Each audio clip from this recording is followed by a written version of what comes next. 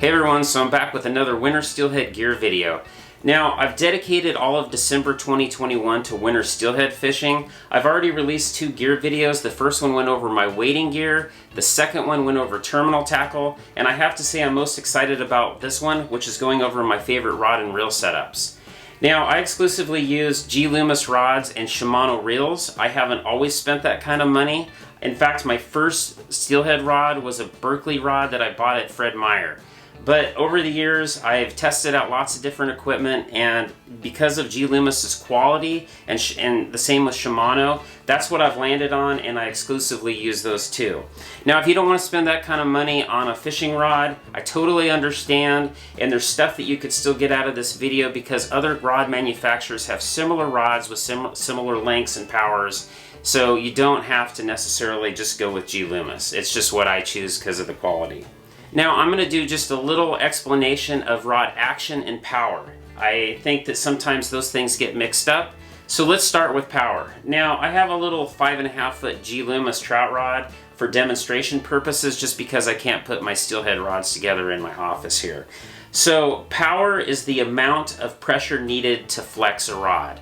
So like this rod here, this little rod, you know, that's just the amount of power that I have to put into that to get that to flex. Now action is where the rod flexes. So if I grab the end of the rod and start pulling, you'll see that the end of the rod is where most of that flexes. And this is a fast action rod, so that means it's going to flex mostly in the tip. Now that's important for steelhead fishing because if you're using a fast action, but you're using like light bait, it's a little bit harder to cast that with any distance because for instance, a moderate action, which is kind of halfway in between a fast action and a slow action, which is almost like a noodle rod, a moderate action allows you to load that rod up and be able to cast lighter baits longer distances. Alright, so let's get started. Now I'm going to go over my top 5 setups, starting with number 5. Got them all lined up over here ready to go. Now, this here is a G.Loomis, it's a float series rod. This is the 1262. Now, a little bit about G.Loomis's numbering system. Like being 1262, the last number is the power. So power on the steelhead scale is usually between 1 and 5. So 2 means it's a fairly light power. The 126 portion of this is how long the rod is in inches. So this is a 10.5 foot float rod. It's a moderate action. It's got a line weight suggestion of 6 to 10 pound test and a lure weight of 1/4 to 1/2 ounce. Now where this rod really shines is when you're in an area where you've got a lot of river and you don't have a lot of overhanging trees. That's one bad thing about using a really long float rod is if you're in an area, maybe you're on a small river and there's a lot of overhanging trees, you're going to constantly be dragging your tip into the trees. So this is paired up with a Stradic 3000. It's a pretty old model. I would say this is like an 8-year-old model if I remember correctly. I use straight monofilament when I'm float fishing with this. This is 8-pound test Trilene XL. You can see I have it paired up with a Aerofloat AF7 and I've got a Nightmare jig on there. So that's number 5.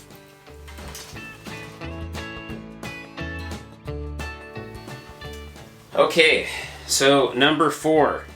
Now this is my drift fishing rod. It's a G.Loomis 1045 2C, which the C stands for casting. I should mention that. The S at the end of the G.Loomis rods stands for spinning.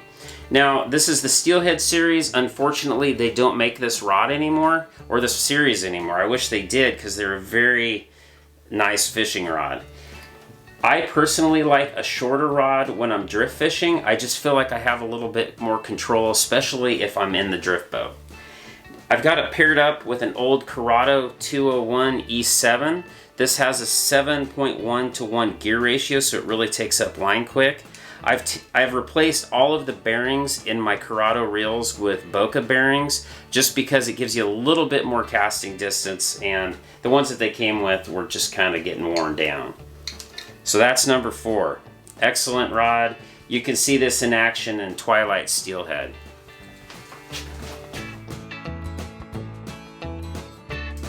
Alright, so number 3. Now number 3 is a tie, only because it's the same rod. One's casting, one's spinning. This is actually my oldest G.Loomis steelhead rod. It's an old GL3. It's the 1024S. It's an 8.5 foot fast action. I have it paired up with a Stradic 2500, and I've got FluoroClear 10-pound test on here right now. I personally like a shorter rod when I'm spinner fishing, and that's what I use this rod for. I feel like I have better casting accuracy, and you know, being a fast action, I can really throw number 4 spinners good distance. So this other rod is the 1024C, so it's just the casting version of the same rod. It's an old GL2. I have it paired up also with a Curado 201 E7. I don't have line on it yet. I need to put some on there, but I usually use 10-pound Ultra Green or P-Line CXX 10-pound with this particular rod.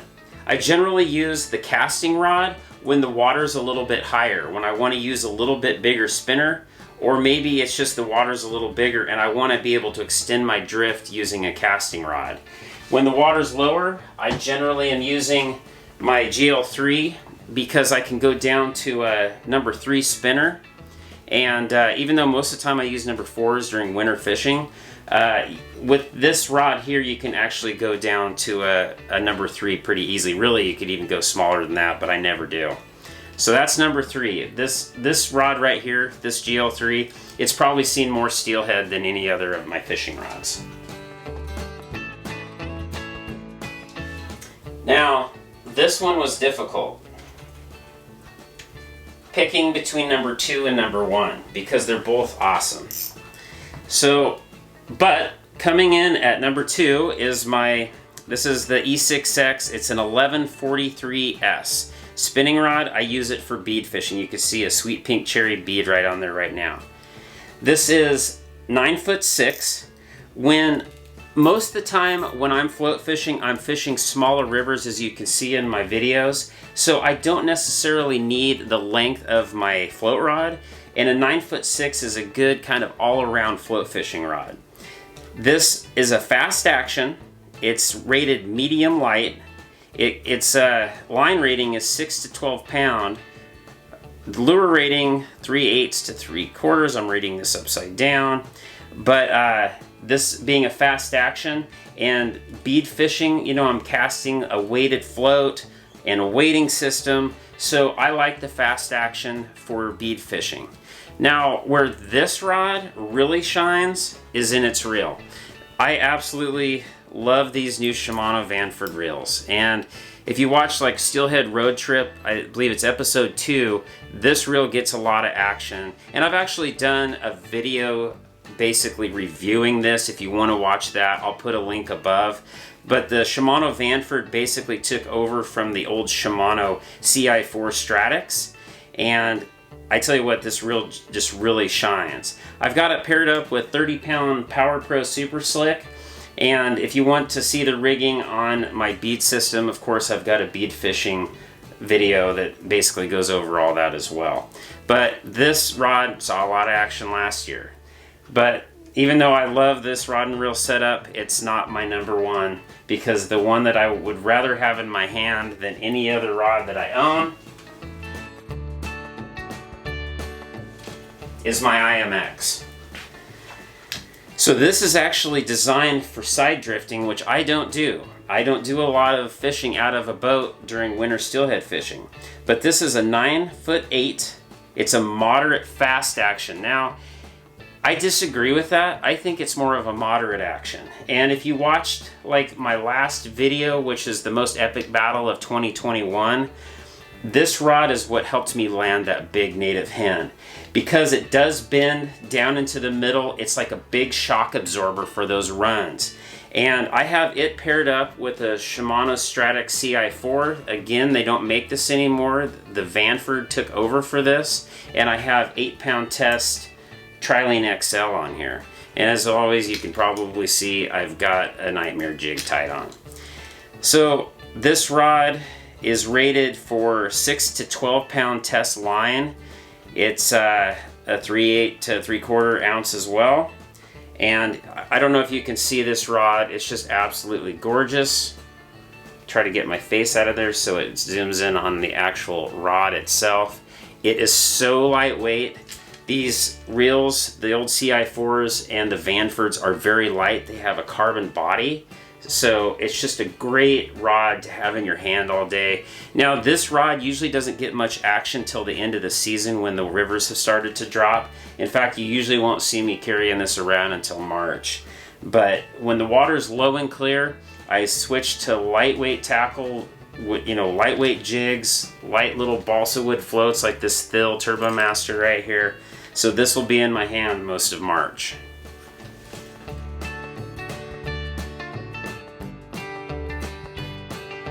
Well, this has been fun. I have to say I was looking forward to doing this video more than any of the other videos.